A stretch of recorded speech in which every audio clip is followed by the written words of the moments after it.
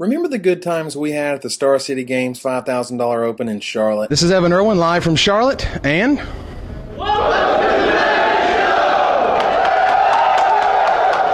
Well, on May 9th through the 11th, Richmond, Virginia will be hosting the second Star City Games $5,000 Standard Open, along with 2 huge vintage tournaments, a new $2,000 Standard Tournament, and much more. The Magic Show will be covering all the action as it happens, so get yourself up to Richmond and I'll see you there. Hi, this is Zach All, and welcome to the Magic Show.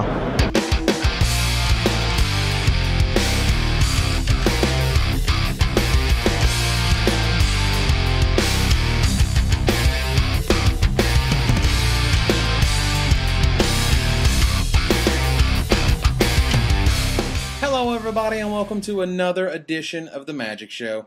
This week we're going to be talking about the new nicknames bestowed on a few special cards in the set, a few tips and tricks that will hopefully help you in your sealed flights and drafts this weekend, and finally run down my favorite spoiled cards so far. Let's go!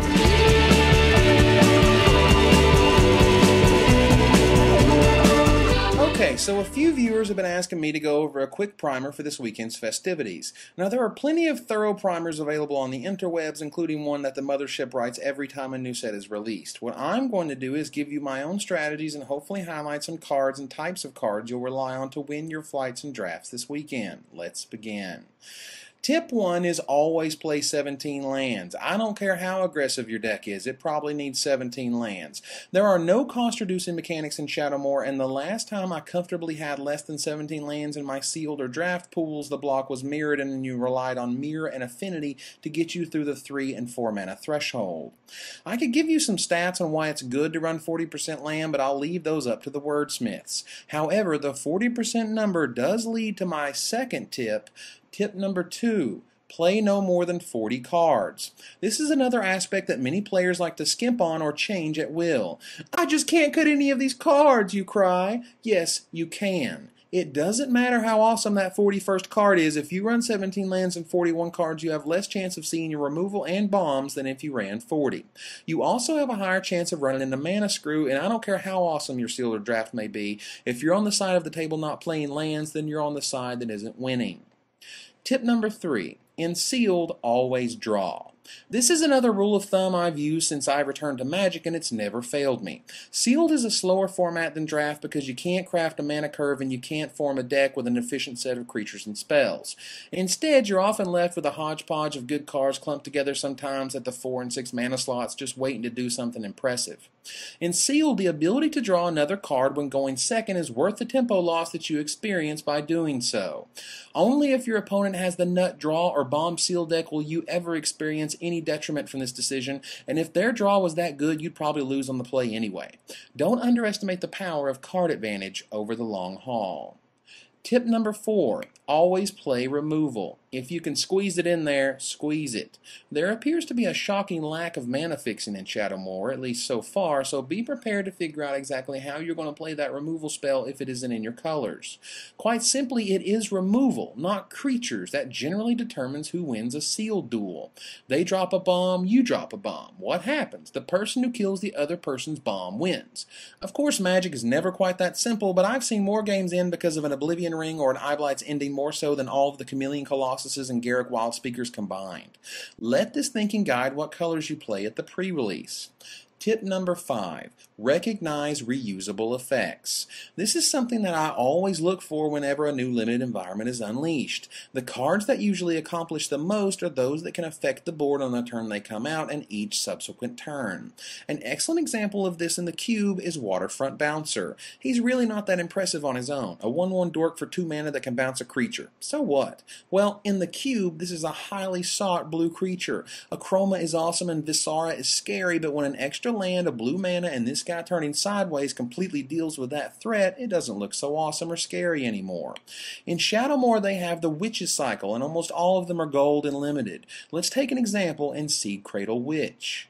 This card is absolutely bonkers in Sealed and Draft. Why? Because every turn in which you have 4 mana, or God forbid 8 mana, your opponent's attack step just got miserable. They cannot attack into your forces without you throwing around the +3/+3 bonus wherever you like, not to mention it frees up your own attack step as you fear no blocker since you can pump your attackers in response, and you can always use the Seed Cradle Witch's ability on their turn to block as necessary. Now take this reusable ability logic and apply it to other creatures, enchantments, and artifacts from the set. It won't take you long to see how a tiny innocent 1/1 can completely take over a game state.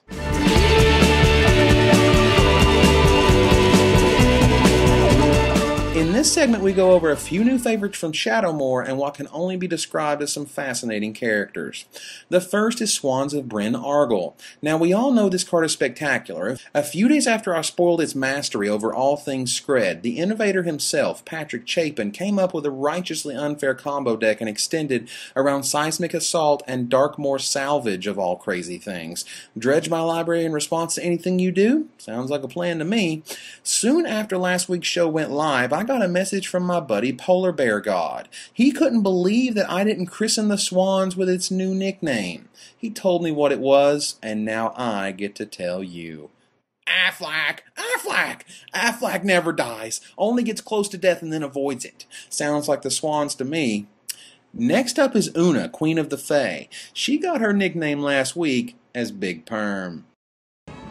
Playing with my money is like playing with my emotions. Lastly, we talk about the creature that was spoiled just as the Magic Show production was wrapping up last week, Tattermunge Maniac. Now, it's evident that this is a huge, aggressive creature that is destined to be a highly sought-after uncommon, thank your lucky stars it isn't rare, and a creature this good deserves a good nickname. So I present to you Nom Nom. Nom Nom doesn't know when to stop or how to relax or when to take a break. It only knows destruction, aggression, and pain, in that order. Nom Nom knows not compassion, order, and kindness. It knows only destruction. Nom Nom is here, and Nom Nom isn't going anywhere. Rawr.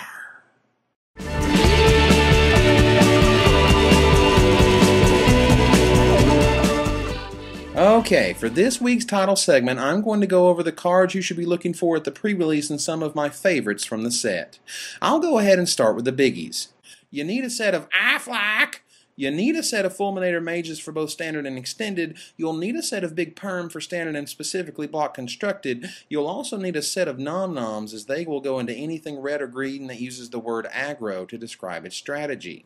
So those are the obvious picks to me. What are the not so obvious? Let's take a look at one of my favorite new uncommons, Dream Salvage.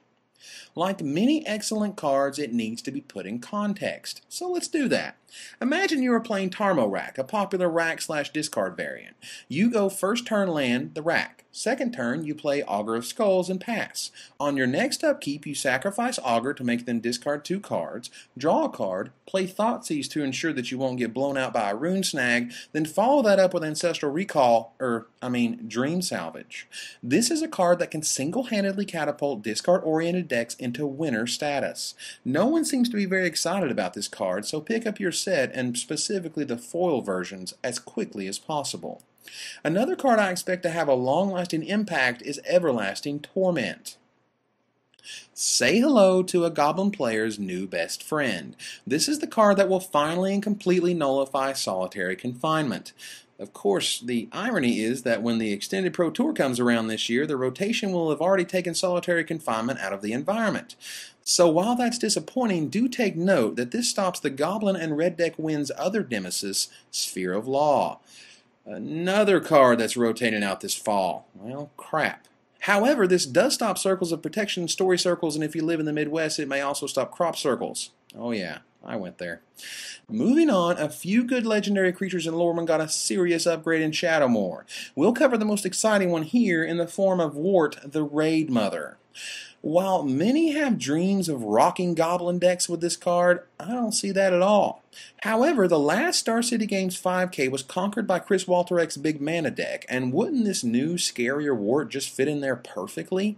I mean, it's one thing to get excited about double Into the North or Incinerate action, but it's another to think about double Void, double Scred, and when you just want the game to end, double Molten Disaster with Split Second. Since Conspire is a triggered ability, you can copy the Split Second enabled version, making this deck's fast clock even faster. There's also the benefit of Wart creating more goblins for your Siege Gang commander to throw at your opponent, and, well, you get it. Wart is certifiably awesome. Moving on to other colors, what about white and green? My God, what an incredible number of good cards in this archetype from Shadowmoor. Let's talk about the one with the funny name yet awesome ability, Kitchen Finks. So, yeah, this guy is nuts.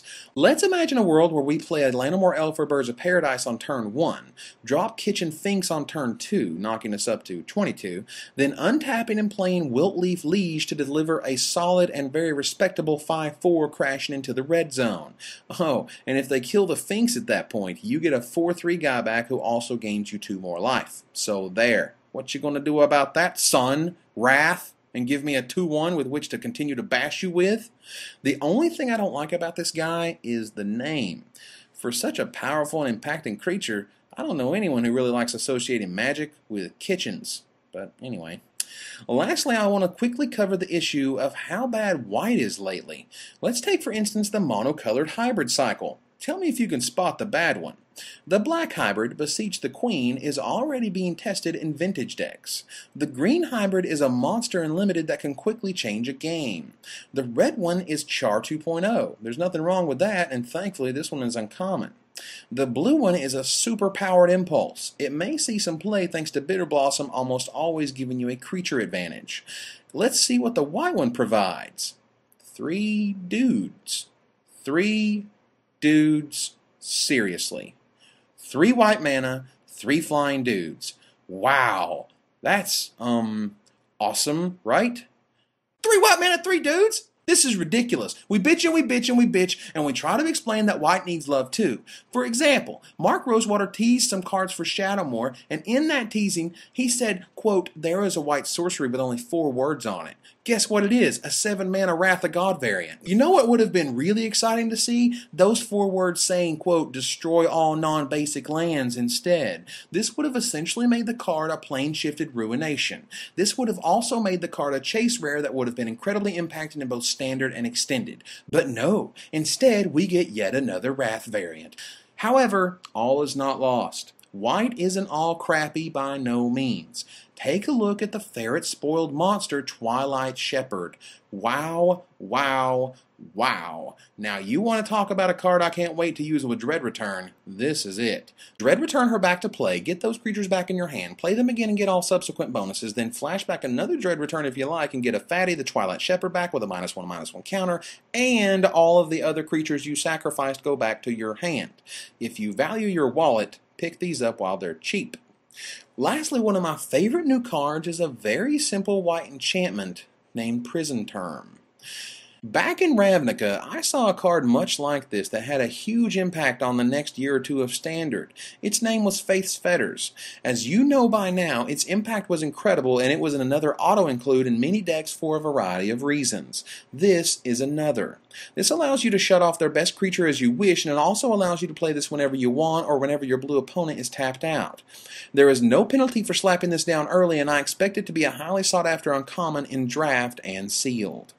Also just spoiled was the reprinting of Last Breath from Mercadian Masks, and at common rarity no less. Expect this to be an oft-run trick on Saturday.